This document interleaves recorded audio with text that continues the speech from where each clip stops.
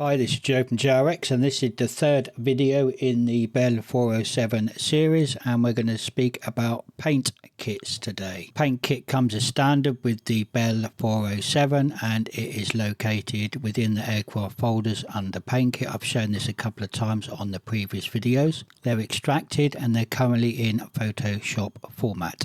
Once these files have been extracted, you can open them in Photoshop if you own it. If not, you can get GIMP, G-I-M-P. That's a very good freeware painting suite. There's also paint.net, which is free, I believe, and Photopea, which is an online photo editor. So you don't necessarily need to have Photoshop to create liveries. Once the files have been extracted, you can open them in your favorite painting editor. I am using Photoshop in this example, and I've opened up all the paint kit files so we can have a quick look through them. The not so good news is that the skin, the mesh for the aircraft, is comprised of 4 separate files. They're called exterior parts 1, 2, 3 and 4.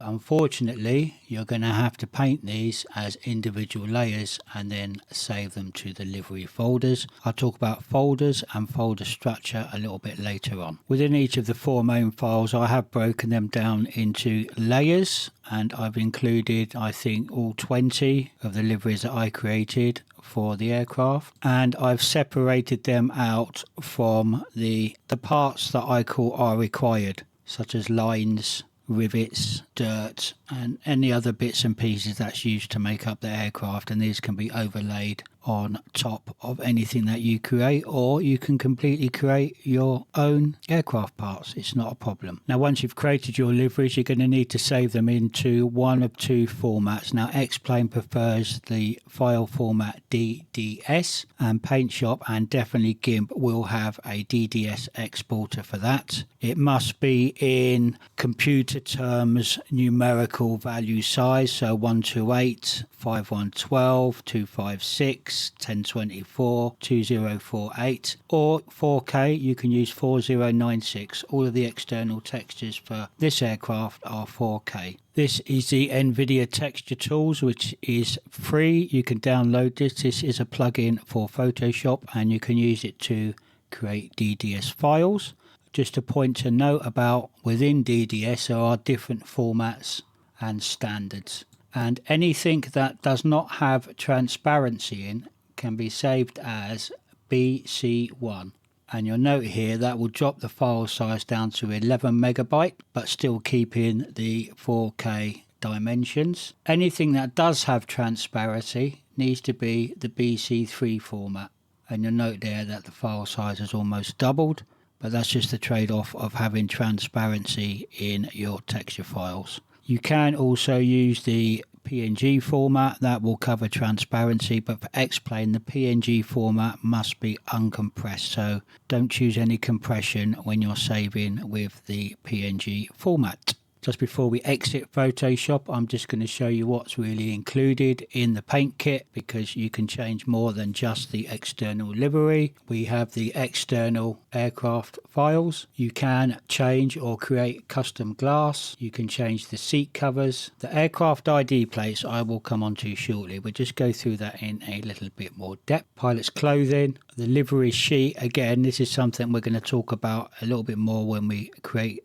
our livery, because we can also have a preview from inside the cockpit. You can change the style and the color of the rotors when they are in blur, and this one here doesn't look like much, but it actually changes the color of the pilot's helmets. Okay, so once you have created your liveries, your files need to be copied into the JRX folder area, and there is one here called liveries, and in here is each folder is a separate livery set of files for the aircraft. Now you might note that I have numbered them starting at AA and then with the aircraft registration all the way down to currently AT. Now the reason I've done this is because inside of the cockpit we have on the tablet the liveries selection, and X-Plane names its liveries livery 0 all the way through to livery number 20, for example, but it does them alphabetically. So if you were to create a livery and drop it into this folder and say it fell here, for example, alphabetically, that would then knock out all of the livery previews on the tablet, and it will also knock out the livery registration creation from the Lua script that I created, and I'm going to also talk about that in a bit. So where possible, you should follow this naming and numbering format convention. Entirely up to you. I highly recommend that you do. So everything that you create, for example, the next one would be AU, and so on and so on. That will keep everything nice and neat and ordered within the structure of this aircraft. Once you've created your livery, you're going to have to keep the same naming conventions. Let's come in here. Inside this folder we have the preview icons that show in the X-Plane menu, and then we have objects, exterior, interior and instruments. So you have to follow this naming folder structure convention all the way down to the individual files, and the individual files have to be the same name as the original files in the main folder structure. If you are creating a new livery and skin for the aircraft and you want to give it its own aircraft registration number which shows inside the cockpit, this is what you need to do. You need to locate the file called aircraft ID plates, which is this one here that we're looking at, and you simply just need to choose whatever background, color, font type, anything you like, but as long as they fall inside these two black lines here, then they will show correctly inside the cockpit. Once you've created your aircraft ID registration plate number, then you need to save it with your livery, and that will go to objects, instruments, and again you must use the same name. Then once you've done that, your aircraft ID registration will show correctly inside of the cockpit. Now, if you want to go a stage further and add the electronic aircraft ID number to the radios or the avionics, you need to do the following. Navigate to where the aircraft is installed, find plugins, XLua, scripts, and it should be the first one on the list. It's called Aircraft Livery ID Generation, and this file here needs to be edited. For editing, I use Notepad++, which is a free download, but you can also just use the standard Notepad and it will look like that. But in this case, I will use Notepad++ because I like the colors. And this is an XLua script, so you need to be quite careful what you do here. You can take a backup of the original or just leave it somewhere safe. But if you follow exactly what I show you, then you shouldn't have any problems. I've put a little description up here, but all we need to do is the following. We have created our own livery. It has its own unique aircraft ID registration, as they all do, and we want to add it. I mentioned earlier that the livery index are numbered from 0 all the way through, and all we need to do is follow that numbering convention. We'll take a copy of this,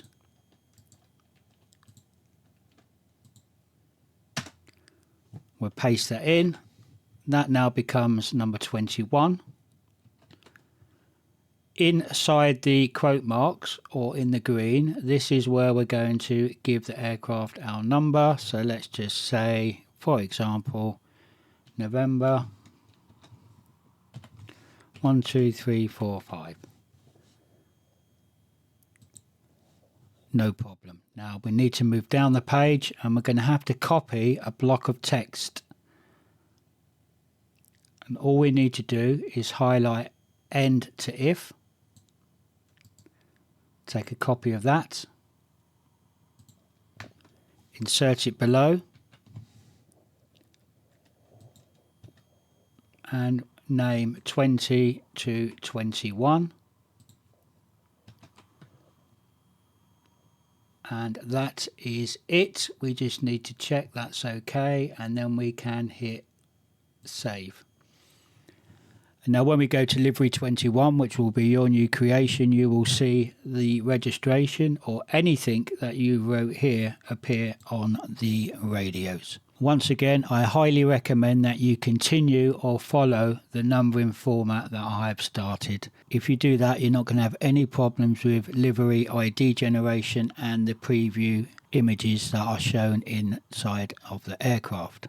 Finally, once you've created a livery and you want to have a small preview in the livery section on the tablet inside the aircraft, you need to add your thumbnail image to the next available slot, which is this one here. This will be livery ID number 21. I think I put the numbers on somewhere. Yep, there we go. So livery 0 top left, going left to right, and the next available is number 21. You can add your image here. This will then need to be saved and exported as DDS to the following location.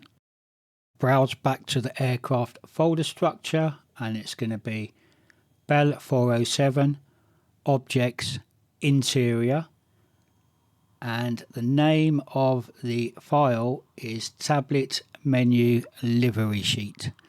You can save 2 copies because we have the lit texture so you can see it at night. So you can save it or recopy it as Interior Tablet Menu Livery Sheet _ lit. It needs to be these same names, same location. If you do that correctly, you will see your new creation with a image preview inside of the cockpit. And finally, in this section, just coming back to Photoshop, I did forget to mention that I have included the mesh overlay with the 4 main files, so you can see exactly how and where your creation will be falling onto the aircraft. And there is another way that we can create our aircraft skins outside of the Photoshop GIMP Paint.net route. I won't make no bones, I'm not an artist. I struggle if it's more than a straight line. But we can paint in 3D, and I use Adobe Substance Painter. I can assure you it's not cheap. I have to pay them a lot of money every year just to use this, but it will make a livery for me very, very easily. And at the same time, you can almost paint on all 4 of the textures. Substance Painter and other 3D applications work almost the same way. I've got all 4 of the mesh files loaded into Substance Painter, and I can just switch between the 2.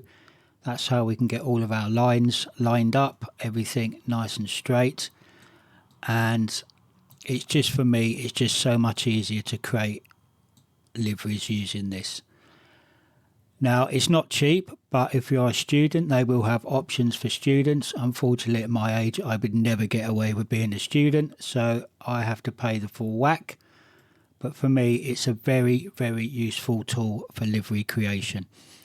There are alternatives, there are cheaper alternatives, but it's just a heads up to show you that you don't have to paint flat in 2D all the time in Photoshop or GIMP. And I think that's probably all we need to talk about painting and paint kits and livery creation. If you have any questions, you can leave comments on the video, and you can also leave comments over on the JRX forum. And until then, until the next video, happy painting, and I will see you soon. Goodbye.